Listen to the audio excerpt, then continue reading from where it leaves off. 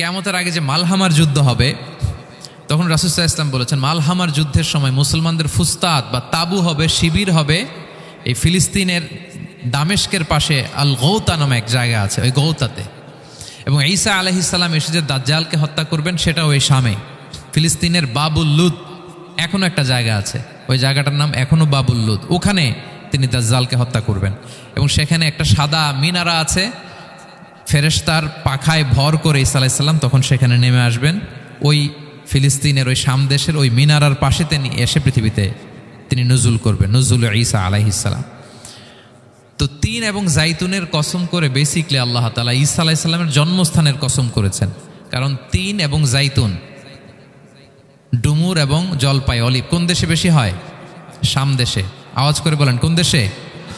বর্তমান ফিলিস্তিন এবং সিরিয়া, এবং ওই ভূখণ্ডে আল্লাহ নবী ঈসা আলাইহিস সালামের জন্মস্থান। তাহলে এই দুই ফলের কসম করে বেসিকলি আল্লাহ তাআলা ঈসা আলাইহিস সালামের জন্মস্থানের কসম করেছেন। ওনার প্রতি নাজিল হওয়া যে তাওরাত ইনজিল গ্রন্থ, এই রেভেলেশনের কসম করেছেন। আচ্ছা, এরপরে ওয়াতুরি সিনিন, সিনাই পর্বতের কসম। সিনাই পর্বত বা তুর পাহাড় হচ্ছে মিশরে অবস্থিত, আর মিশর হচ্ছে মুসা আলাইহিস সালামের জন্মস্থান। কার জন্মস্থান?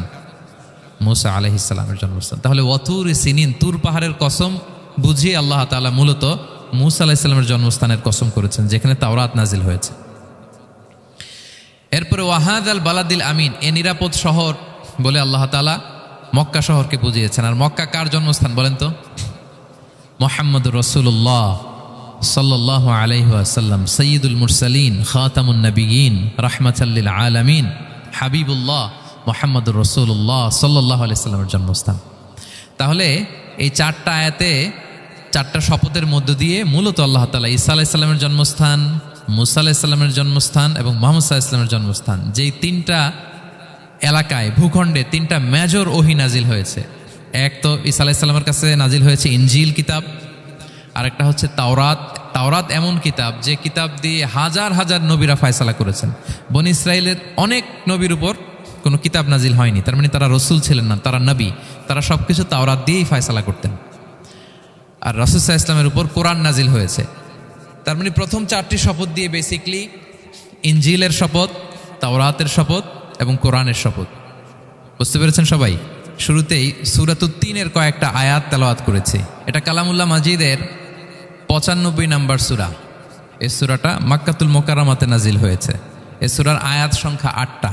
এই সূরার শুরুতে আল্লাহ তাআলা 4টা কসম করেছেন, ওয়াত-তিনি ওয়াজ-জাইতুনি ওয়া-তুরি সিনিনা ওয়া হাযাল বালাদিল আমিন। ওয়াত-তিন, তিনের কসম, ওয়াজ-জাইতুন, জাইতুনের কসম, ওয়া-তুরি সিনিন, সিনাই পর্বতের কসম, ওয়া হাযাল বালাদিল আমিন, আর এই নিরাপদ শহরের কসম। তো 4টা শপথ করেছেন বা আল্লাহ তাআলা কসম করেছেন। কসম দিয়ে আল্লাহ তাআলা কোরআনের অনেক সূরা শুরু করেছেন। যেমন একটা সূরায় আল্লাহ ফজরের সময়ের কসম করেছেন, আল্লাহ বলেছেন ওয়াল ফাজর। আল্লাহ আকাশের কসম করেছেন ওয়াস-সামা ইযাতিল বুরুজ। আল্লাহ তাআলা সূর্যের কসম করেছেন ওয়াশ-শামসি ওয়া দুহাহা। এভাবে আল্লাহ তাআলা তার সৃষ্টির অনেক কিছুর কসম করে গুরুত্বপূর্ণ কোনো মেসেজ বা বার্তা আমাদের সামনে হাজির করেন। তো এই সূরাতে আল্লাহ তাআলা 4টা জিনিসের কসম করে একটা খুবই গুরুত্বপূর্ণ বার্তা মানব মণ্ডলীর জন্য এই সূরাতে তিনি হাজির করেছেন। এই সূরাটা আমাদের অনেকেরই মুখস্থ আলহামদুলিল্লাহ, এবং আল্লাহ রাসূল সাল্লাল্লাহু আলাইহি ওয়াসাল্লাম প্রায় বিভিন্ন নামাজে এই সূরাটা তেলাওয়াত করতেন। বারা ইবনে আযিব রাদিয়াল্লাহু তাআলা আনহু উনি বর্ণনা করেন যে আমি একবার এশার সালাতে আল্লাহ রাসূল সাল্লাল্লাহু আলাইহি ওয়াসাল্লামের কণ্ঠে নামাজে সূরা 3 তিনি তেলাওয়াত করেছেন, আমি নিজ কানে শুনেছি। এবং ওনার কণ্ঠ যে এত মধুর ছিল, আমার জীবনে এত সুমধুর কণ্ঠের তেলাওয়াত আমি শুনি নাই। আল্লাহর হাবিব সাল্লাল্লাহু আলাইহি ওয়াসাল্লামের কোরআন তেলাওয়াতের যে কণ্ঠ এত সুমিষ্ট ছিল, এত চমৎকার ছিল, শুধু তেলাওয়াত শুনেই অনেকে শাহাদা পড়ে মুসলমান হয়েছে। আবু জাহেল মক্কায় নিষেধ করতো যে কেউ যাবা না মুহাম্মদের কাছে, সে পাগল, সে গণক, সে মিথ্যাবাদী, সে জাদুকর, সে স্বামী স্ত্রীর মধ্যে বিচ্ছিন্নতা নিয়ে আসে, সে বাবা ছেলেকে আলাদা করে দেয়, তার কাছেই যাবা না। আর সে যা বলে শুনবাই না, কানে আঙ্গুল দিয়ে রাখবা। তো মানুষকে যেটা নিষেধ করা হয় বেশি, মানুষের ওইটার ব্যাপারে আগ্রহ থাকে বেশি। সে যত নিষেধ করতো মানুষ আরো বেশি বেশি যেয়ে শুনতো। মানুষকে সে কি বারণ করবে? সে দিনের বেলা নিষেধ করতো, রাতে যে লুকিয়ে লুকিয়ে নিজেই তেলাওয়াত শুনতো। তাহলে চিন্তা করেন যে আল্লাহর হাবিব সাল্লাল্লাহু আলাইহি ওয়াসাল্লামের কোরআনিক রেসিটেশন কত চমৎকার মেলোডিয়াস ভয়েস হলে স্বয়ং আবু জাহাল রাত্রিবেলা লুকিয়ে লুকিয়ে কোরআন তেলাওয়াত শুনতে যেত আল্লাহর হাবিব সাল্লাল্লাহু আলাইহি ওয়াসাল্লামের কণ্ঠে। তো রাসূল সাল্লাল্লাহু আলাইহি ওয়াসাল্লাম সূরাতুত তিনটা এশার সালাতে তিনি তেলাওয়াত করেছেন, এই মর্মে হাদিসে পাওয়া যায়। এবং এই সূরাটা একটা ফলের নামে সূরা। তিন একটা ফল, আরব বিশ্বে খুব বেশি হয়। তিন ফল, আমরা বাংলাদেশে ডুমুর বলি, ইংরেজিতে ফিগ বলে, ফিগ ট্রি। তো ফলের নামে বেসিকলি আল্লাহ তাআলা এই সূরাটাকে, এই চ্যাপ্টারটাকে ডেডিকেট করেছেন। আমরা সূরাকে ইংরেজিতে চ্যাপ্টার বলি। কোরআনে 114টা চ্যাপ্টার, এর মধ্যে এই সূরাটা হচ্ছে ফলের নামে ডেডিকেটেড। বিভিন্ন নামে খুব ইনক্লুসিভ ওয়েতে আল্লাহ তাআলা কোরআনে সূরাগুলো দিয়েছেন। কোরআনে আপনি প্রাণীর নামে সূরা পাবেন, প্রাণী। মানুষের নামে সূরা পাবেন। মানুষের মধ্যে তিন ভাগ, মুমিন, তারপর কাফির, এরপর মুনাফিক। প্রত্যেকের নামে সূরা। সূরাতুল মুমিনুন আছে, সূরাতুল কাফিরুন আছে, আবার সূরাতুল মুনাফিকুন আছে। আমাদের দৃশ্য জগতের সবচেয়ে বড় প্রাণীটা হচ্ছে হাতি, তাই না? এই হাতির নামে একটা সূরা আছে। বলেন তো ওই সূরার নাম কি? সূরা ফিল। তারপর আমরা যে দেখি আমাদের দৃশ্য জগতের সবচেয়ে ছোট প্রাণী হচ্ছে পিঁপড়া। পিঁপড়ার নামে একটা সূরা আছে, সূরা আন-নামল। আন-নামল মানে পিঁপড়ার সূরা। মাকড়সার নামে সূরা আছে, সূরাতুল আনকাবুত। তারপর গোষ্ঠীর নামে সূরা আছে, সূরাতু আলে ইমরান। বংশের নামে সূরা আছে, সূরাতু কুরাইশ, কুরাইশ বংশের নামে সূরা। এইভাবে খুব ইনক্লুসিভ ওয়েতে, এমন কিছু নাই যে আল্লাহ তাআলা উল্লেখ করেন নাই। মা ফাররাতনা ফিল কিতাবি মিন শাই, উল্লেখ করে নাই কোরআনে এমন কিছু নাই, সব কিছু আল্লাহ তাআলা উল্লেখ করেছেন। তো এই সূরাটা হচ্ছে একটা ফলের নামে। ফলটার নাম হচ্ছে তিন ফল। আল্লাহ তাআলা বলছেন ওয়াত-তিন, তিনের শপথ। আমি একবার সরল বঙ্গানুবাদ করি, এরপর আমি তাফসিরে ঢুকি। তিনের শপথ। ওয়াজ-জাইতুন, জাইতুনের শপথ। ওয়াতুরি সিনিন, সিনাই পর্বতের শপথ। ওয়াহাদাল বালাদিল আমিন, এই নিরাপদ শহরের শপথ। লাকাদ খালাকনাল ইনসানা ফি আহসানি তাকওয়িম, নিশ্চয় আমি মানুষকে খুব চমৎকার সুন্দর অবয়বে সৃষ্টি করেছি। সুম্মা রাদাদনাহু আসফালা সাফিলিন, এরপরে তাকে আবার নিচু থেকে নিচুর দিকে নামিয়ে দিয়েছি। ইল্লাল্লাযীনা আমানু ওয়া আমিলুস সলিহাত, তবে তারা ছাড়া যারা ঈমান এনেছে এবং সৎকর্ম করেছে। ফালাহুম আজরুন গায়রু মামনুন, তাদের জন্য আছে অফুরন্ত পুরস্কার। ফামা ইউকাযযিবুকা বা'দু বিদ্দিন, এগুলো জানার পরও কিসে তোমাকে দিন অস্বীকারের ব্যাপারে উদ্বুদ্ধ করলো? আলাইসাল্লাহু বিআহকামিল হাকিমিন, আল্লাহ তাআলা কি শ্রেষ্ঠ বিচারক নন? সাদাকাল্লাহুল আযীম। এই হচ্ছে এই সূরাটির সরল অনুবাদ। এবার আমরা তাফসিরে ঢুকি। প্রথমে আল্লাহ তাআলা বলেছেন ওয়াত-তিন, তিনের শপথ। তিন মানে তো আমরা জানলাম, তিন মানে ডুমুর। আল্লাহর হাবিব সাল্লাল্লাহু আলাইহি ওয়াসাল্লাম তিনি তিন ফল পছন্দ করতেন, এবং এটা ডায়াবেটিক্সের জন্য ভালো, ডায়াবেটিক্স নিয়ন্ত্রণ করে। আমাদের বোনদের যাদের ইররেগুলার মেনস্ট্রুয়েশনাল পিরিয়ড হয়, এটার জন্য এটা খুব ভালো, এবং খুব স্ট্রেংথ স্টেমিনা আনে শরীরে। এটা জান্নাতের একটা গাছ। আদম আলাইহিস সালাম এবং হাওয়া আলাইহিস সালামকে যখন আল্লাহ বলেছিল ওয়ালা তাকরাবা হাযিহিশ শাজারাতা ফাতাকুনা মিনায যালিমিন, আদম এবং হাওয়া জান্নাতের সব জায়গায় যেতে মন চায় যাও, যা খেতে মন চায় খাও, এই নিষিদ্ধ গাছের কাছে যেও না, তাহলে তোমরা জালিম হয়ে যাবে। শয়তান এসে উল্টা বুঝালো, সে বলল তোমাদের খেতে নিষেধ করছে কেন জানো?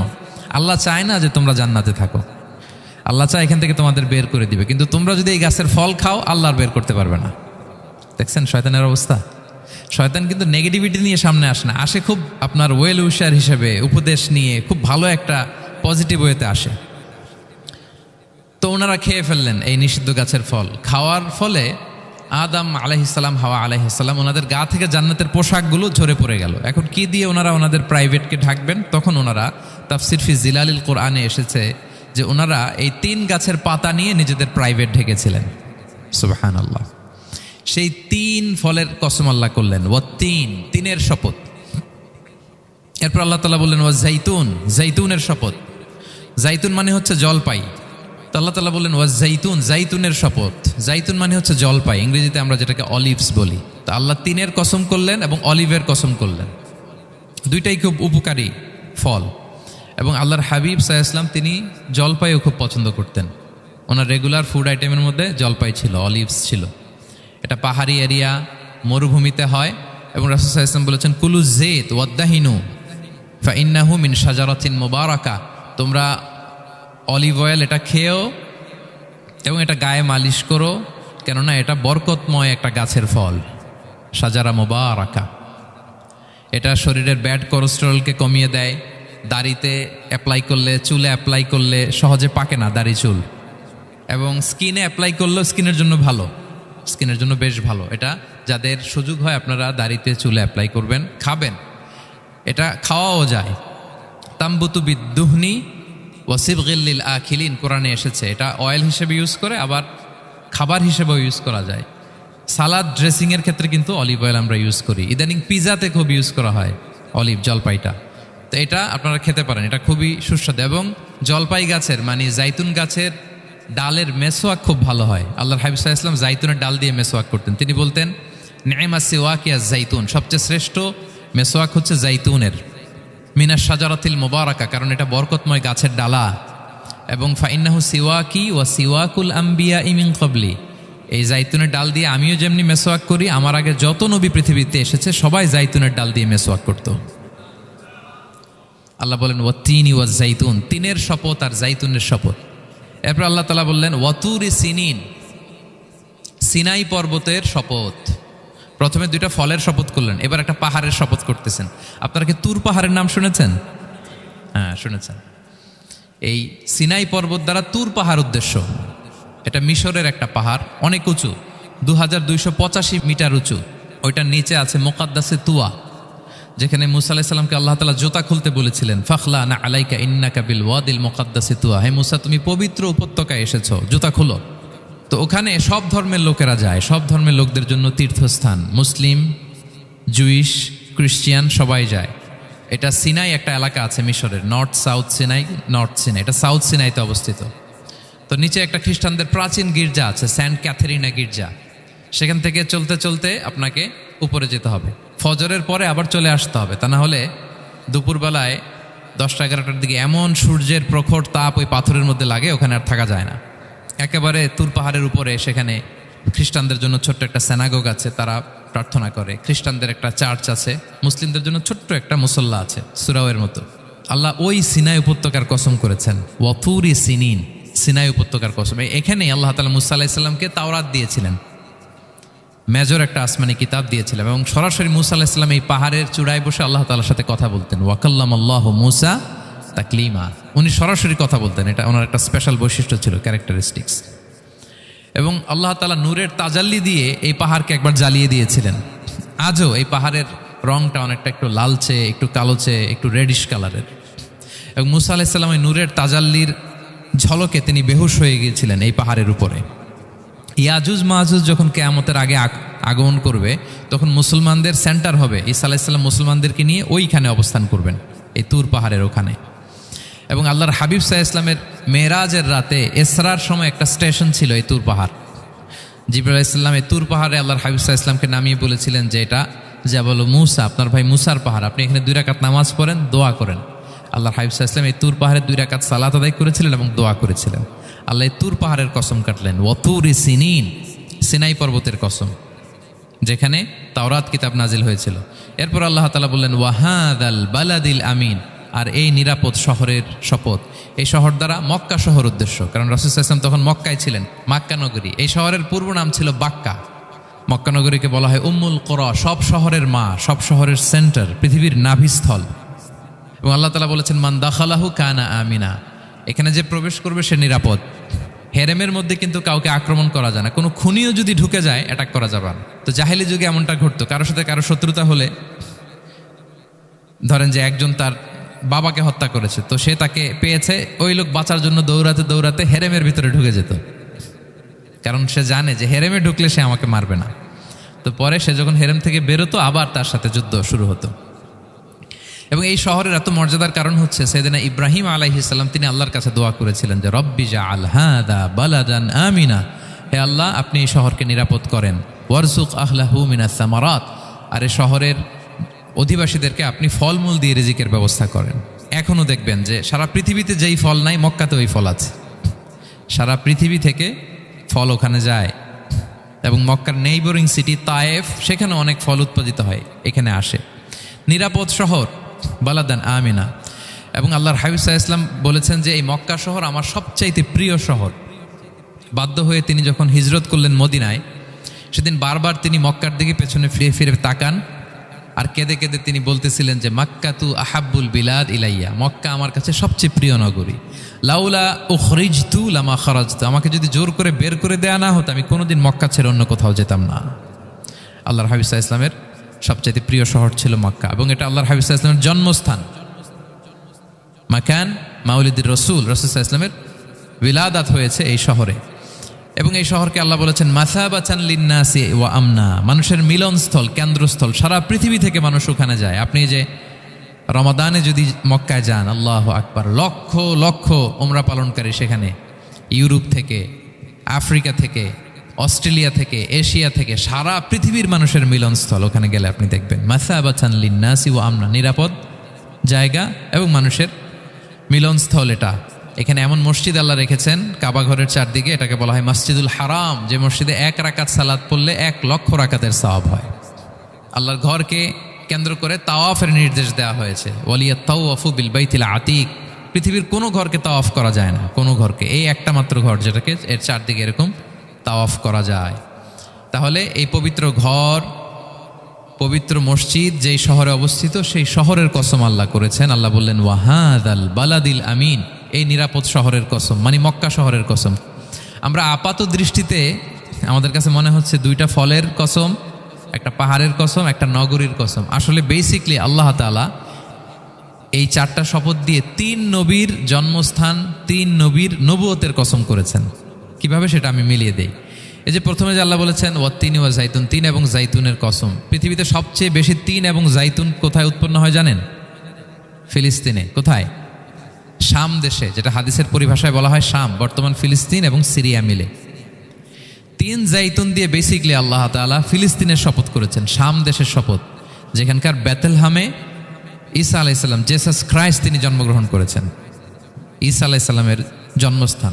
তাহলে 3 জাইতুনের শপথের মাধ্যমে মূলত আল্লাহ তাআলা ঈসা আলাইহিস সালামের জন্মস্থানের শপথ করেছেন, কারণ সেখান থেকে ওহী বিচ্ছুরিত হয়েছে, ওনার কাছে ইনজিল নাজিল হয়েছিল। এবং এই শামের মর্যাদার ব্যাপারে অনেক কথা আল্লাহর হাবিব সাল্লাল্লাহু আলাইহি ওয়াসাল্লাম তিনি বলেছেন। আল্লাহ রাসূল সাল্লাল্লাহু আলাইহি ওয়াসাল্লাম যখন মেরাজে যান, তখন মক্কা থেকে এই শাম দেশে ফিলিস্তিনের বাইতুল মাকদাসে রাসূল সাল্লাল্লাহু আলাইহি ওয়াসাল্লামকে নিয়ে যাওয়া হয়েছিল। এবং রাসূল সাল্লাল্লাহু আলাইহি ওয়াসাল্লাম প্রায় বলতেন তুবা আলি শাম, শামের জন্য বরকত, কেননা ফেরেশতারা তাদের রহমতের পাখা শাম দেশের উপর বিছিয়ে রেখেছে। এবং তিনি বলতেন ফিতনার সময় আলাইকুম বিশাম, তোমরা শামে যেও, শামে থেকো। এবং তিনি দোয়া করেছেন আল্লাহুম্মা বারিক লানা ফি শামিনা, আল্লাহ তুমি আমার শাম অঞ্চলে আল্লাহ তুমি বরকত দিও। এবং হাদিসে এসেছে এই শামই হচ্ছে আরদুল মাহশার, এখানেই হাসর হবে। শাম অঞ্চলকে বিস্তীর্ণ করে এখানেই ময়দানুল মাহশার আল্লাহ তাআলা কায়েম করবেন, হাসরের ময়দান এখানেই হবে। এবং সেখানেই হচ্ছে সানিউল কিবলাতাইন, আমাদের আগের কেবলা কিন্তু বাইতুল মাকদাসের দিকে ছিল, যেটা শামে অবস্থিত, ফিলিস্তিনে বাইতুল মুকাদ্দাস, যেই মসজিদে নামাজ পড়লে 1 রাকাতে 500 রাকাতের সওয়াব। 3টা মসজিদে সালাত পড়লে স্পেশাল ভার্চুর কথা আছে, এর বাইরে আর অন্য মসজিদের বিশেষ কোনো ফজিলত নাই, বাকি সব মসজিদ সমান। এক হচ্ছে মসজিদুল হারাম, 1 রাকাতে 1 লক্ষ রাকাত। 2 নম্বর মসজিদে নববী, 1 রাকাতে 1000 রাকাতের সওয়াব। আর একটা দুর্বল বর্ণনায় 50,000 রাকাতের সওয়াব। 3 নম্বরে এই মসজিদুল আকসা, 1 রাকাতে 500 রাকাতের সওয়াব। এই 3 মসজিদেই যেন আমরা যে সালাত আদায় করতে পারি, আল্লাহ তুমি তৌফিক দান করো। 2 মসজিদে তো একেবারেই সহজ যাওয়া, মক্কা মদিনাতে। বাইতুল মাকদাসের জন্য আমরা যেতে পারি, আল্লাহ তুমি সেই পরিস্থিতি আমাদের জন্য তৈরি করে দাও। তো এই বাইতুল মাকদাসের দিকে রাসূল সাল্লাল্লাহু আলাইহি ওয়াসাল্লাম টানা 14 বছর নামাজ পড়েছেন। 14 বছর। প্রথম 13 বছর কোনো সমস্যা হয়নি মক্কায়, কারণ তখন কেবলা বাইতুল মুকাদ্দাস থাকলেও রাসূল সাল্লাল্লাহু আলাইহি ওয়াসাল্লাম সামনে রাখতেন কাবাকে, কেবলা বাইতুল মুকাদ্দাস, কিন্তু তিনি তো মক্কায় ছিলেন নবুয়তের প্রথম 13 বছর, সামনে কাবাকে রাখতেন, তারপরে টু দ্য ডাইরেকশন অফ বাইতুল মুকাদ্দাস। কিন্তু যখন মদিনায় গেলেন তখন তো আর কাবা নাই, তখন রাসূল সাল্লাল্লাহু আলাইহি ওয়াসাল্লাম কাবাকে মিস করতে আরম্ভ করলেন। আর প্রায় আল্লাহর কাছে কামনা করতেন আমার বংশের গোড়া ইব্রাহিম আলাইহিস সালামের রুট, যেখানে আমার জন্মস্থান, সেই কাবার দিকে যদি আবার কেবলাটা ফিরিয়ে দেয়া হতো। কদ নারা তাকাল্লুবা ওয়াজহিকা ফিস সামা ফালানুওয়াল্লিয়ান্নাকা কিবলাতান তারদাহা। আল্লাহ আয়াত নাযিল করলেন, নবী আপনি আকাশের দিকে তাকিয়ে কি ভাবেন আমি বুঝি, আপনি চান কেবলার জন্য আমি মক্কার দিকে ঘুরিয়ে দেই। আল্লাহ তাআলা ঘুরিয়ে দিলেন। আল্লাহ বলেন ফাওয়াল্লি ওয়াজহাকা শাতরাল মসজিদিল হারাম, এখন থেকে মসজিদুল হারামের দিকে আপনি টু দ্য ডাইরেকশন অফ কেবলা নামাজ পড়বেন। কেবলা চেঞ্জ হয়ে গেল। তো মদিনায় যে 16-17 মাস আর মক্কায় 13 বছর, মোট 14 বছর আল্লাহর হাবিব সাল্লাল্লাহু আলাইহি ওয়াসাল্লাম এই মসজিদুল আকসার দিকেই হয়েই তিনি নামাজ পড়েছেন। এটা আমাদের আগের কেবলা ছিল। এবং শেষে কিয়ামতের আগে যে মালহামার যুদ্ধ হবে, তখন রাসূল সাল্লাল্লাহু আলাইহি ওয়াসাল্লাম বলেছেন মালহামার যুদ্ধের সময় মুসলমানদের ফুস্তাদ বা তাবু হবে, শিবির হবে এই ফিলিস্তিনের দামেস্কের পাশে আল গৌতা নামে এক জায়গা আছে, ওই গৌতাতে। এবং ঈসা আলাইহিস সালাম এসে যে দাজ্জালকে হত্যা করবেন সেটাও ওই শামে, ফিলিস্তিনের বাবুল লুদ এখনো একটা জায়গা আছে, ওই জায়গাটার নাম এখনো বাবুল লুদ। ওখানে তিনি দাজ্জালকে হত্যা করবেন। এবং সেখানে একটা সাদা মিনারা আছে, ফেরেশতার পাখায় ভর করে ঈসা আলাইহিস সালাম তখন সেখানে নেমে আসবেন। ওই ফিলিস্তিনের ওই শাম দেশের ওই মিনারার পাশে তিনি এসে পৃথিবীতে তিনি নুজুল করবেন, নুজুল ঈসা আলাইহিস সালাম। তো তিন এবং জাইতুনের কসম করে বেসিকলি আল্লাহ তাআলা ঈসা আলাইহিস সালামের জন্মস্থানের কসম করেছেন। কারণ তিন এবং জাইতুন, ডুমুর এবং জলপাই, অলিভ কোন দেশে বেশি হয়? শাম দেশে। আওয়াজ করে বলেন কোন দেশে? বর্তমান ফিলিস্তিন এবং সিরিয়া, এবং ওই ভূখণ্ডে আল্লাহ নবী ঈসা আলাইহিস সালামের জন্মস্থান। তাহলে এই দুই ফলের কসম করে বেসিকলি আল্লাহ তাআলা ঈসা আলাইহিস সালামের জন্মস্থানের কসম করেছেন। ওনার প্রতি নাজিল হওয়া যে তাওরাত ইনজিল গ্রন্থ, এই রেভেলেশনের কসম করেছেন। আচ্ছা, এরপরে ওয়াতুর সিনিন, সিনাই পর্বতের কসম। সিনাই পর্বত বা তুর পাহাড় হচ্ছে মিশরে অবস্থিত, আর মিশর হচ্ছে মুসা আলাইহিস সালামের জন্মস্থান। কার জন্মস্থান? মুসা আলাইহিস সালামের জন্মস্থান। তাহলে ওয়াতুর সিনিন, তুর পাহাড়ের কসম বুঝিয়ে আল্লাহ তাআলা মূলত মুসা আলাইহিস সালামের জন্মস্থানের কসম করেছেন, যেখানে তাওরাত নাজিল হয়েছে। এরপরে ওয়াহাদাল বালাদিল আমিন, এ নিরাপদ শহর বলে আল্লাহ তাআলা মক্কা শহরকে বুঝিয়েছেন। আর মক্কা কার জন্মস্থান বলেন তো? মুহাম্মদুর রাসূলুল্লাহ সাল্লাল্লাহু আলাইহি ওয়াসাল্লাম, সাইয়্যিদুল মুরসালিন, খাতামুন নবিয়্যিন, রাহমাতাল লিল আলামিন, হাবিবুল্লাহ মুহাম্মদুর রাসূলুল্লাহ সাল্লাল্লাহু আলাইহি ওয়াসাল্লামের জন্মস্থান। তাহলে এই চারটা আয়াতে, চারটা শপথের মধ্য দিয়ে মূলত আল্লাহ তাআলা ঈসা আলাইহিস সালামের জন্মস্থান, মুসা আলাইহিস সালামের জন্মস্থান এবং মুহাম্মদ সাল্লাল্লাহু আলাইহি ওয়াসাল্লামের জন্মস্থান, যেই তিনটা এলাকায়, ভূখণ্ডে তিনটা মেজর ওহী নাজিল হয়েছে। এক তো ঈসা আলাইহিস সালামের কাছে নাজিল হয়েছে ইনজিল কিতাব, আরেকটা হচ্ছে তাওরাত। তাওরাত এমন কিতাব যে কিতাব দিয়ে হাজার হাজার নবীরা ফয়সালা করেছেন। বনী ইসরাইলের অনেক নবীর উপর কোনো কিতাব নাজিল হয়নি, তার মানে তারা রসুল ছিলেন না, তারা নবী, তারা সব কিছু তাওরাত দিয়েই ফয়সালা করতেন। আর রাসূল সাল্লাল্লাহু আলাইহি ওয়াসাল্লামের উপর কোরআন নাজিল হয়েছে। তার মানে প্রথম চারটি শপথ দিয়ে বেসিকলি ইনজিলের শপথ, তাওরাতের শপথ এবং কোরআনের শপথ। বুঝতে পেরেছেন সবাই? আল্লাহ ওহির শপথ করেছেন। দেখেন, ফল, পাহাড়, নগরী মাড়িয়ে সারা পৃথিবী ঘুরিয়ে আপনাদেরকে শেষ পর্যন্ত ইনজিল, তাওরাত এবং কোরআনে নিয়ে আসছি। আসছেন আমার সাথে? আসছেন? হ্যাঁ, এই রেভেলেশনের শপথ আল্লাহ করেছেন। তাহলে ওয়াত্তিনি ওয়াজাইতুনি ওয়াতুরি সিনিনা ওয়াহাদাল বালাদিল আমিন, এই চার আয়াতে চারটা শপথের মধ্য দিয়ে মূলত আল্লাহ তাআলা আসমান থেকে নাজিল হওয়া যে ওহী, এই ওহীর শপথ অথবা ওহী যেই ভূখণ্ডে নাজিল হয়েছে সেই ভূখণ্ডগুলোর শপথ করে আল্লাহ একটা গুরুত্বপূর্ণ কথা বলবেন। সেটা কি? আল্লাহ তাআলা বললেন, লাকাদ খালাকনাল ইনসানা ফি আহসানি তাকওয়িম, আর আমি মানুষকে অত্যন্ত চমৎকার অবয়বে সৃষ্টি করেছি, চমৎকার গঠনে, চমৎকার স্ট্রাকচারে, ডিজাইনে সৃষ্টি করেছি। মানুষের দৈহিক অবকাঠামো গঠন এটা যেমনি চমৎকার, মানুষের ইন্টেলেকচুয়াল কাঠামো এটা চমৎকার, মানুষের আচরণগত যে বিহেভিয়ারাল ট্রেটস, ক্যারেক্টারিস্টিক্স এটাও চমৎকার। প্রত্যেক দিক থেকে আল্লাহ তাআলা নান্দনিকভাবে মানুষকে তিনি তৈরি করেছে। আমরা যদি দেহের কথা বলি, হিউম্যান অ্যানাটমি নিয়ে যাদের ধারণা আছে, আপনি শুনলে অবাক হবেন, এত জটিলভাবে আমাদের দেহটা ফাংশন করে। ঠিক যেই মুহূর্তে আমি কথা বলতেছি আমার ব্রেইন সচল, আমার নার্ভ সিস্টেম সচল, হেয়ারিং সিস্টেম, স্মেলিং সিস্টেম, আমার এই যে হার্ট সচল, সিস্টোলিক, ডায়াস্টোলিক, অলিন্দ নিলয় হচ্ছে, আমার লাং কাজ করতেছে, কিডনি ইজ ওয়ার্কিং পারফেক্টলি, সব কিছু কাজ করতেছে। এত সূক্ষ্মভাবে আমাদের দেহটা কাজ করে, এটাকে ইংরেজিতে বলে মরফোলজি, আকৃতি সংক্রান্ত যে বিদ্যা, এটা নিয়ে যদি আপনি দেখেন যে মানুষের হাত কিভাবে কাজ করে, মানুষের পা কিভাবে কাজ করে, মানুষের হিউম্যান ব্রেইন কিভাবে কাজ করে, আপনি অবাক হবেন। এবং আল্লাহর যে সেট আপ, লাকাদ খালাকনাল ইনসানা ফি আহসানি তাকওয়িম, নিশ্চয় আমি মানব জাতিকে চমৎকার অবয়বে তৈরি করেছি। আপনি যদি অবয়বটা দেখেন, আমাদের স্ট্রাকচার এর চেয়ে সুন্দর করে আর তৈরি করা যেত না, এর চেয়ে সুন্দর আর হতে পারে না। যেখানে যা দেয়ার, মাথার চুল থেকে পায়ের নখ পর্যন্ত, আপনি একটা ডিজাইনে, স্ট্রাকচারে, সেট আপে আপনি ভুল ধরতে পারবেন না। যেখানে যেটা দরকার, আপনি একটু খেয়াল করে দেখেন যে এই যে আমাদের চোখ, চিকিৎসা বিজ্ঞান বলতেছে যে মানুষ 10 মিলিয়নেরও বেশি রং শনাক্ত করতে পারে। Human eyes can identify more than 10 million colours. 10 মিলিয়নেরও বেশি রং আমরা আমাদের চোখ দিয়ে শনাক্ত করতে পারি। সুবহানাল্লাহ, সুবহানাল্লাহ বিহামদি।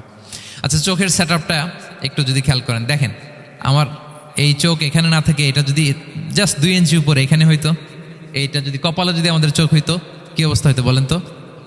সিজদা দিতে পারতেন আল্লাহকে? বলেন, দিতে পারতেন?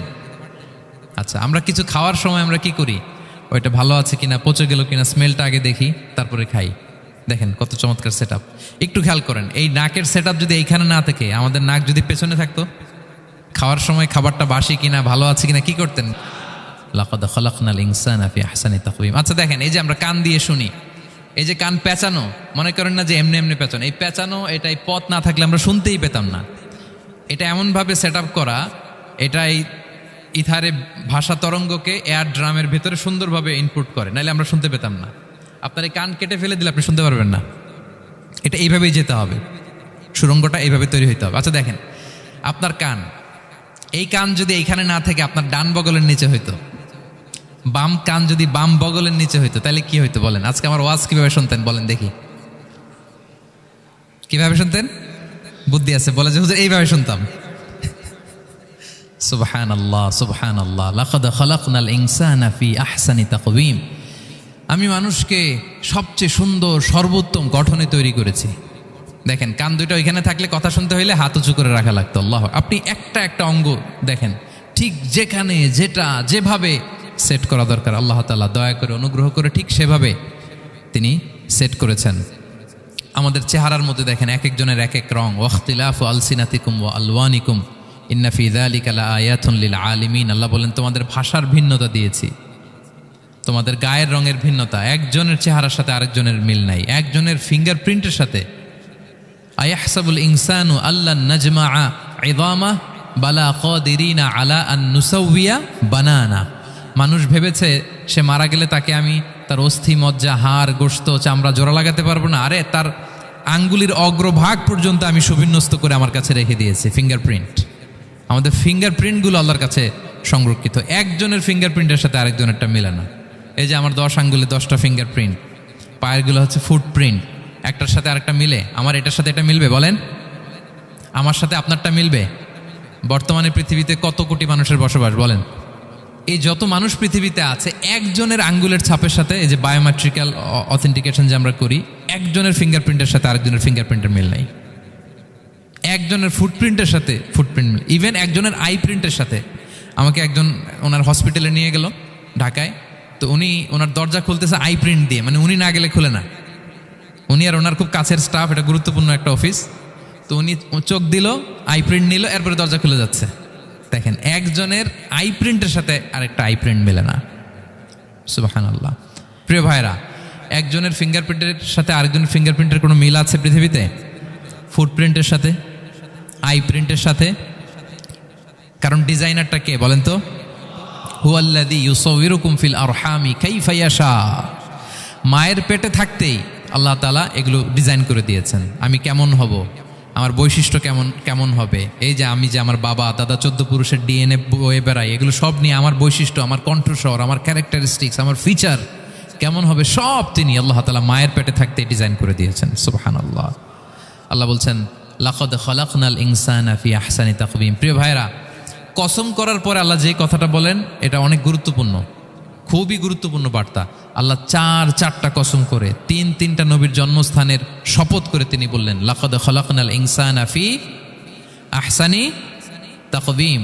নিশ্চয় আমি অত্যন্ত চমৎকার আকৃতিতে মানুষকে তৈরি করেছি। মানুষের গঠন এরকম, মাথা থেকে পা পর্যন্ত। আমি তো 2-1টার কথা বললাম, চোখ, নাক, কান, আপনি একটা একটা করে যদি ধরেন, আমাদের হেয়ারিং সিস্টেম কিভাবে কাজ করে, হেয়ারিং নার্ভ কিভাবে কাজ করে, আমাদের সেন্সেশন কিভাবে কাজ করে, আমাদের ব্রেন কিভাবে কাজ করে। আমাদের এক একজনের ব্রেন 1.5 কেজি ওজন, 3 পাউন্ডের মতো একটা সুস্থ মানুষের অ্যাভারেজ ব্রেনের ওজন। এই ব্রেনের মেমোরি হচ্ছে 2.5 মিলিয়ন গিগাবাইট। আপনার মোবাইলে স্পেস কত বলেন, মেমোরি কত? হ্যাঁ, 512 জিবি। আর আমার আর আপনার ব্রেইনের যে মেমোরি, এই মেমোরি হচ্ছে 2.5 মিলিয়ন গিগাবাইটস।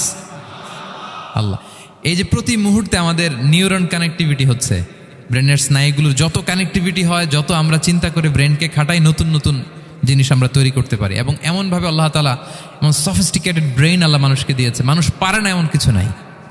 মানুষ যা কল্পনা করতে পারে, মানুষ তা করে দেখাতে পারে। এজন্য আমাদের কল্পনার জানালাটাকে বড় করতে হবে।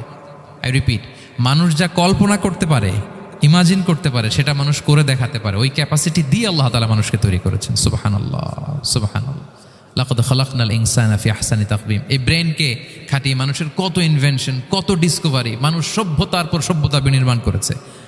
চোখ ধাঁধানো মানুষের আবিষ্কার, তাক লাগিয়ে দিয়েছে গোটা বিশ্বে একটার পর একটা করে। আল্লাহ এমনভাবে মানুষকে তিনি তৈরি করেছেন। লাকাদ খালাকনাল ইনসানা ফি আহসানি তাকওয়িম। চমৎকার অবয়বে, তার দৈহিক অবয়ব যেমনি সুন্দর, তার বুদ্ধিগত, তার চিন্তাগত, তার ইন্টেলেক্ট, এটাও তেমন সুন্দর, এটাও তেমন চমৎকার। পৃথিবীর কোনো প্রাণীকে আল্লাহ তাআলা এরকম হিউম্যান ব্রেনের মতো এরকম সফিস্টিকেটেড ব্রেন দিয়ে, ইন্টেলেক্ট দিয়ে তৈরি করেনি। এজন্য সব প্রাণী থেকে মানুষ আলাদা। সব প্রাণী থেকে মানুষের চিন্তা, বিবেক, বুদ্ধি এগুলো আলাদা। তাহলে দেখেন, মানুষের শ্রেষ্ঠত্ব মূলত এগুলোর দ্বারা। মানুষ যদি তার চিন্তা, বিবেক, বুদ্ধি খাটায়, সে শ্রেষ্ঠ হয়ে যায়। আমি একটা কথা প্রায় বলি যে মানুষ যদি ভালো হয় সে ফেরেশতার চেয়েও ভালো, আর মানুষ যদি খারাপ হয় সে পশুর চেয়েও নিকৃষ্ট। আল্লাহ বলেন উলাইকা কাল আনআমি বাল হুম আদাল লাহুম কুলুবুল লা ইয়াফকাহুনা বিহা ওয়া লাহুম আ'য়ুনুল লা ইউবসিরুনা বিহা ওয়া লাহুম আযানুল লা ইয়াসমাউনা বিহা উলাইকা কাল আনআমি বাল হুম আদাল। তাদের হৃদয় আছে, ওটা দিয়ে অনুধাবন করে না সত্যকে। চোখ আছে, ওটা দিয়ে সে সত্যটা দেখে না। কান আছে, হকের কথা শোনে না। উলাইকা কাল আনআম, আল্লাহ বলেন তারা প্রাণীর মতো, চতুষ্পদ জন্তুর ন্যায়। শুধু অতটুকুই না, বাল হুম আদাল, তারা তার চেয়েও নিকৃষ্ট, তার চেয়েও নিকৃষ্ট। তাহলে মানুষ ভালো হলে সে ফেরেশতাকে ছাড়িয়ে যায়, আর মানুষ নিকৃষ্ট হলে সে পশুত্বকে হার মানায়। কথা বুঝতে পেরেছেন? মানে আমরা ভালো হলে সবচেয়ে ভালো, খারাপ হলে সবচেয়ে খারাপ। একটা পশু আর একটা পশুকে হত্যা করে কেটে 20 টুকরা করছে, এরকম কোনো নিউজে আসছে কোনো দিন? কিন্তু আশরাফুল মাখলুকাত মানুষ তার মতো রক্তে মাংসে গড়া আরেকটা মানুষকে নির্মমভাবে হত্যা করে কেটে 20 টুকরা করে বস্তাবন্দি করে ডোবার মধ্যে ফেলে রাখছে, এরকম নিউজ আছে না বলেন? আছে। মানুষ তার মতো একটা মানুষকে নির্মমভাবে হত্যা করে। এরকমও তো আছে যে কেরোসিন দিয়ে তার মতো আরেকটা মানুষকে সে জ্বালিয়ে দিয়েছে, আছে না নাই বলেন? গ্রামের পর গ্রাম জ্বালিয়ে দেয়, জনপদের পর জনপদ ধ্বংস করে দেয়, বোমা মেরে শহর উড়িয়ে দেয়। লিটল বয় মেরেছিল আমেরিকান সোলজাররা জাপানের হিরোশিমা শহরের উপর। আমি হিরোশিমা তো গত বছর ভিজিট করে আসলাম, আমি নিজে দেখে এসেছি যে এখানে বোমটা মেরেছে। মুহূর্তের মধ্যে পুরো শহর ভ্যানিশ, এমন রেডিয়েশন। তো যেই আমেরিকান পাইলট বোমা মারতেছে সেও মানুষ, সেও কি? আর যাদেরকে ধ্বংসের জন্য এই লিটল বয় মারলো হিরোশিমাতে আর ফ্যাটম্যান মারলো নাগাসাকিতে, এরাও কি? তাহলে দেখেন, মানুষ তার মতো আরেকটা মানুষকে এরকম মেরে টুকরো টুকরো কুচি কুচি করতে সে দ্বিধাবোধ করে না।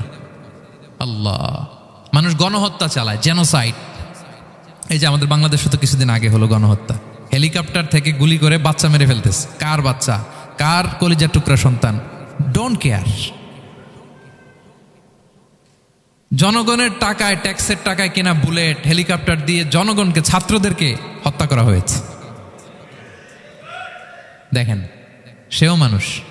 যারা হত্যা করতেছে, গণহত্যা, জেনোসাইড চালিয়েছে, তারাও মানুষ। তাহলে মানুষ যদি খারাপ হয়, মানুষের চেয়ে খারাপ আর কেউ হয়? আর মানুষ ভালো হলে মানুষের চেয়ে ভালো কেউ হতে পারে? মানুষ এমন জায়গায় যেতে পারে যেখানে ফেরেশতারাও যেতে পারে না। জিবরাইল আলাইহিস সালামের যাওয়ার সীমানা যেখানে শেষ, মুহাম্মদ সাল্লাল্লাহু আলাইহি ওয়াসাল্লামের ঊর্ধ্ব জগতের কাহিনী সেখান থেকে শুরু। আল্লাহু আকবার। তাহলে মানুষ ভালো হলে ফেরেশতাকে ছাড়ায়, মানুষ খারাপ হলে পশুত্বকে হার মানায়। So the decision is yours. রাস্তা দুইটা, আপনি কোন দিকে যাবেন? আপনি কি ডান দিকে জান্নাতের পথে যাবেন নাকি বাঁ দিকে জাহান্নামের পথে যাবেন? সিদ্ধান্ত আপনার। আল্লাহ তাআলা বললেন লাকাদ খালাকনাল ইনসানা ফি আহসানি তাকওয়িম। আমি মানুষকে চমৎকার আকৃতিতে তৈরি করেছি। হাতের মেকানিজম কি, পায়ের মেকানিজম কি, আমার চেয়ে আপনারাও ভালো জানেন। এগুলো ঘন্টার পর ঘন্টা আপনি বলতে পারবেন যে কেমনভাবে আল্লাহ তাআলা তৈরি করেছেন। আল্লাহ বলেন মানুষকে আমি অত্যন্ত চমৎকার আকৃতি দিয়ে তৈরি করেছি। তার সৃষ্টিগত কাঠামো, তার বুদ্ধিবৃত্তিক কাঠামো, তার চিন্তাগত কাঠামো, তার আচরণগত কাঠামো, তার নৈতিকতায় তাকে এমন উচ্চ মর্যাদার আসন আমি দিয়েছি, এটা যদি সে অ্যাচিভ করে, বিলং করে, তাহলে তার চেয়ে শ্রেষ্ঠ কেউ আর হতে পারে। কিন্তু আল্লাহর দেয়া এই ক্যাপাসিটিগুলো, এই নেয়ামাগুলো যদি সে অ্যাকসেপ্ট না করে, সে যদি পশুত্বের পথে হাঁটে, সে যদি শয়তানের দেখানো পথে হাঁটে, তাহলে সে এত নিচে যাবে, অন্য কেউ আর এত নিচে যেতে পারে না। মানুষ যত নিচে যেতে পারে, ফেরেশতারাও অত নিচে যেতে পারবে না, জিন জাতিও পারবে না, কোনো প্রাণীর পক্ষে যাওয়া সম্ভব না। তাহলে মানুষকে আল্লাহ তাআলা এমন সফিস্টিকেটেড ওয়েতে তৈরি করেছেন, চাইলে সে সবার উপরে যেতে পারে, আবার চাইলে আল্লাহর দেয়া নেয়ামতগুলোকে যদি সে ভিন্ন খাতে প্রবাহিত করে, সে সবচেয়ে নিকৃষ্ট হতে পারে। সেটাই আল্লাহ বললেন, সুম্মা রাদাদনাহু আসফালা সাফিলিন, এরপরে তাকে আমি হীন থেকে হীনতর করেছি, নিচ থেকে আরো নিচে নিয়েছি।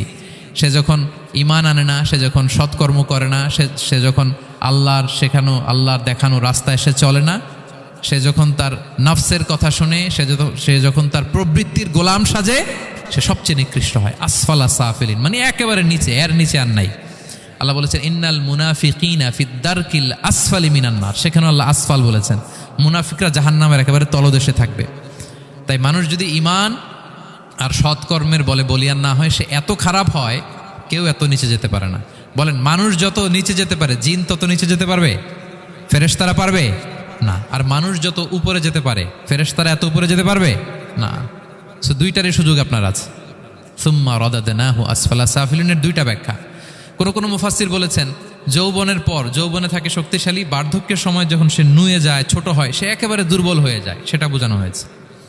আর অন্যান্য মুফাসসিরিন একরাম বলেছেন না, আল্লাহর দেওয়া এই নে'মা, ক্যাপাসিটি যখন সে সঠিক পথে কাজে লাগায় না, সে যখন প্রবৃত্তির অনুসরণ করে, সে তখন এত খারাপ হয়, এত নিচ থেকে নিচুতর হয়, এত হীন থেকে হীনতর হয়, তার চেয়ে হীনতর আর কেউ তখন হতে পারে না। সেখান থেকে বাঁচার দুটি রাস্তা আল্লাহ বলেছে। আল্লাহ বলছেন ইল্লাল্লাযীনা আমানু ওয়া আমিলুস সলিহাত, তবে যারা ঈমান আনে এবং সৎকর্ম করে তারা ছাড়া। তারা ওই নিচু থেকে নিচুতর নয়, তারা শ্রেষ্ঠতর। ঈমান এবং সৎকর্ম, ঈমান এবং আমলে সালেহাত। কোরআনের অনেক জায়গায় আপনি আয়াতটা পাবেন, ইন্নাল্লাযীনা আমানু ওয়া আমিলুস সলিহাতি কানাত লাহুম জান্নাতুল ফিরদাউসি নুজুলা, নিশ্চয়ই যারা ঈমান এনেছে, সৎকর্ম করেছে, তাদের জন্য আমি জান্নাতে ফেরদাউস রেখে দিয়েছি। আল্লাহ বলেন তারা নিকৃষ্ট হবে না যারা ঈমান এনেছে, সৎকর্ম করেছে। যারা কি এনেছে? ঈমান। আর কি করেছে? সৎকর্ম করেছে। ইল্লাল্লাযীনা আমানু, যারা ঈমান এনেছে, সৎকর্ম করেছে, ফালাহুম আজরুন গায়রু মামনুন, তাদের জন্য রয়েছে অফুরন্ত পুরস্কার, মানে জান্নাত। তাদের জন্য কি? ওই জান্নাতে যেতে আমরা চাই কি চাই না বলেন? রাস্তা কয়টা? এটা চলে গেছে ডান দিকে, এটার গন্তব্য হচ্ছে ডেস্টিনেশন জান্নাতুল ফেরদাউস। আর এটা শয়তানের পথ, এটা আপনার প্রবৃত্তির দেখানো পথ, এটা চলে গিয়েছে জাহান্নামে। So now the decision is years. আপনার ডিসিশন, কোন দিকে যাবেন, ডানে না বায়ে? জান্নাতে না জাহান্নামে? জান্নাতে যেতে চাই আমরা। ফালাহুম আজরুন গায়রু মামনুন, তাদের জন্য আছে অফুরন্ত নেয়ামত, অফুরন্ত পুরস্কার। আমরা যেন সেই পুরস্কার লাভে ধন্য হতে পারি, আমরা সবাই বলি আমিন। আল্লাহ বলেন এইভাবে চারটা কসম করার পরে, এত গুরুত্বপূর্ণ বার্তা হাজির করার পরে, তোমার ঘুমন্ত বিবেককে জাগিয়ে তোমাকে বার্তা দেওয়ার পরেও কিভাবে তুমি অস্বীকার করতে পারো আখিরাতকে? ফামা ইউকাযযিবুকা বা'দু বিদ্দিন, এরপরেও কোন বিবেকে, কোন আকলে, কোন সাহসে তুমি কর্মফল দিবসকে অস্বীকার করো? কোন সাহসে? এখানে দিন দ্বারা উদ্দেশ্য কর্মফল। ভালো করলে যে ভালো পাবে, খারাপ করলে যে খারাপ পাবে, দিনের অনেক অর্থ, এটার তাফসিরে গেলে সময় কুলাবে না। ফামা ইউকাযযিবুকা বা'দু বিদ্দিন, এরপরেও কর্মফলকে অস্বীকার করার সাহস তুমি কোত্থেকে পাও? কিসে তোমাকে উদ্বুদ্ধ করে কর্মফল দিবসকে অস্বীকার করতে? আলাইসাল্লাহু বিআহকামিল হাকিমিন, আল্লাহ তাআলা কি শ্রেষ্ঠ বিচারক নন? সূরা আবু দাউদে আল্লাহর হাবিব সাল্লাল্লাহু আলাইহি ওয়াসাল্লাম বলেন, কেউ যদি সূরাতুত তিন তেলাওয়াত করে, করতে করতে যদি শেষ আয়াতে চলে আসে, আর সে যখন পড়ে আলাইসাল্লাহু বিআহকামিল হাকিমিন, আল্লাহ তাআলা কি শ্রেষ্ঠতম বিচারকদের মধ্যে সর্বশ্রেষ্ঠ বিচারক জাজ নন? তখন সে যেন উত্তর দেয়, এটা তো আল্লাহর প্রশ্ন, আলাইসাল্লাহু বিআহকামিল হাকিমিন, আল্লাহ আমাদেরকে প্রশ্ন ছুড়ে দিয়েছেন যে আল্লাহ তাআলা কি শ্রেষ্ঠ বিচারক নন? তখন যে তেলাওয়াত করে সে যেন বলে বালা বালা ওয়া আনা আলা যালিকা মিনাশ শাহিদিন। বালা মানে অবশ্যই, হ্যাঁ আল্লাহ অবশ্যই আপনি শ্রেষ্ঠ বিচারক, আর আপনি যে শ্রেষ্ঠতম বিচারক এই সাক্ষী আমি দিচ্ছি, এই ঘোষণা আমি দিচ্ছি। পড়েন সুবহানাল্লাহ। আপনি দেখবেন মসজিদুল হারামে, হারামাল মাক্কিতে যখন তেলাওয়াত করে ইমাম সাহেবরা, এই আয়াতের পরেই যদি রুকুতে যায়, দেখবেন ফিসফিস করে বলে যে বালা বালা ওয়া আনা আলা যালিকা মিনাশ শাহিদিন। আমি নিজে শুনেছি, দেখবেন ওনার এটা পরে, কারণ আল্লাহ এখানে প্রশ্ন ছুড়ে দিয়েছেন। আর উত্তর হিসেবে বলতে হবে বালা ওয়া আনা আলা যালিকা মিনাশ শাহিদিন, আল্লাহ অবশ্যই আপনি শ্রেষ্ঠ বিচারক। আল্লাহর চাইতে শ্রেষ্ঠ বিচারক আর হতে পারে? আমরা কত লাকি যে আল্লাহর আহকামুল হাকিমিন হিসেবে বিচারক পেয়েছি। আমাদের বিচার যদি অন্য কেউ করতো, নিজেরা যদি নিজেদের, আল্লাহ যদি বলতো তোরটা বিচার তুই কর আর তোরটা তুই কর, কি অবস্থা হইতো বলেন? যার সাথে যার শত্রুতা আছে ওইখানে দেখাই দিত। কিন্তু আমরা বিচারক হিসেবে পেয়েছি কাকে? আল্লাহ কি পার্সিয়ালিটি করবে বিচারে? স্বজনপ্রীতি করবে? কারো উপর জুলুম করবে, কাউকে ঠকাবে। আল্লাহ বলেন ওয়ামা আনা বিযাল্লামিল লিল আবিদ, আমি কখনো আমার বান্দার উপর জুলুম করি না, জুলুম করি না। নাদাউল মাওয়াজিনাল কিসতা লিয়াউমিল কিয়ামা, কিয়ামতের দিন আমি মিজান নামে এমন এক ন্যায় বিচারের মানদণ্ড স্থাপন করব, ফালা তুযলামু নাফসুন শাইআ, এক বিন্দু পরিমাণ কেউ মাজলুম হবে না, এক বিন্দু পরিমাণ কেউ মাজলুম হবে না। এজন্য দুনিয়াতে যদি বিচার না পান, আল্লাহর দরবার বিচারটা দিয়ে রাখেন, সেদিন বিচার হবে। আহকামুল হাকিমিন আপনারা ঠকাবে না। দুনিয়াতে বিচার পান নাই, মাজলুম হয়েছেন, মানুষ ভুল বুঝছে, কেউ আপনার ঠিক মতো বুঝে নাই, আপনার কথাটা কাকে বলবেন? বিপদে পড়লে ক্রাইসিস মোমেন্টে কাকে শেয়ার দিবেন? না ফেসবুকে শেয়ার দিবেন? আমরা তো ফেসবুকে শেয়ার দিয়ে দিই এখন। ফেসবুকে শেয়ার দেওয়ার আগে, বন্ধুকে শেয়ার দেওয়ার আগে, স্ত্রীর কাছে শেয়ার করার আগে আমার সমস্যার কথা আগে শেয়ার করব কাকে? কারণ আলাইসাল্লাহু বি আহকামিল হাকিমিন, আল্লাহ বলছেন আমি কি শ্রেষ্ঠ বিচারক নই? বালা বালা ইয়া রব ওয়া আনা আলা যালিকা মিনাশ শাহিদিন, অবশ্যই আল্লাহ আপনি শ্রেষ্ঠ বিচারক। ক্লিয়ার হয়েছে না সবার কাছে? শপথ কয়টা ছিল? 4টা। মূলত নবুয়তের শপথ, তাই না? নবুয়ত আমাদের জন্য সবচাইতে বড় নেয়ামত। কারণ নবীরা যদি আমাদেরকে এই তথ্যগুলো না দিতেন, আমরা জান্নাত জাহান্নাম চিনতাম? ভাইরা বলেন তো, আখেরাত চিনতাম? এই যে আখেরাত হবে, পুলসিরাত হবে, day of judgement, day of accountability, আল্লাহর সুপ্রিম কোর্টের কাঠ গড়ায় পাই টু পাই হিসাব দিতে হবে, নবীরা না এসে বললে আমরা এত বুঝতাম না। নবীরা জান্নাত জাহান্নাম চিনিয়েছে, আল্লাহর বিশদ পরিচয় আমাদের সামনে তুলে ধরেছে, আখিরাতের পরিচয়, লাইফ আফটার ডেথ কিরকম হবে, সবকিছু আমাদের কাছে তুলে ধরেছে। সো নবুয়ত আল্লাহ তাআলার পক্ষ থেকে অনেক বড় নেয়ামত। 2 নম্বর নেয়ামত হচ্ছে আল্লাহ তাআলা আমাদেরকে যে ক্যাপাসিটি দিয়েছে, বুদ্ধিমত্তা, ইন্টেলেক্ট, বিচার বিশ্লেষণ, যেটা দিয়ে আমরা অন্যান্য সব প্রাণী থেকে আলাদা, এটাও আল্লাহর বড় নেয়ামত। এই নেয়ামতের শুকরিয়া যেন আমরা করি। এবং আমি যেটা বলেছি, মানুষ যেটা কল্পনা করতে পারে সেটা সে করেও দেখাতে পারে।